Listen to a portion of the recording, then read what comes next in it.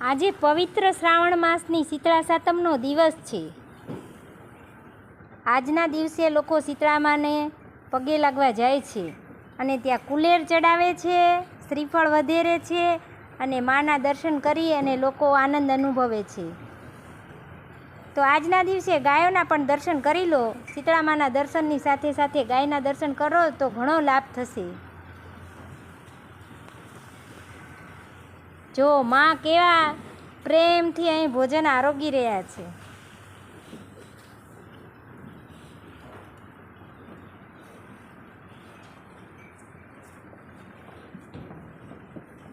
ગાયોના દર્શનનો આ એક અનેરો લાવો છે।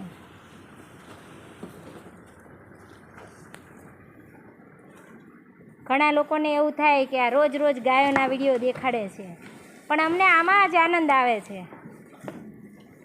રોજ એના સાનિધ્યમાં રહેવાનું,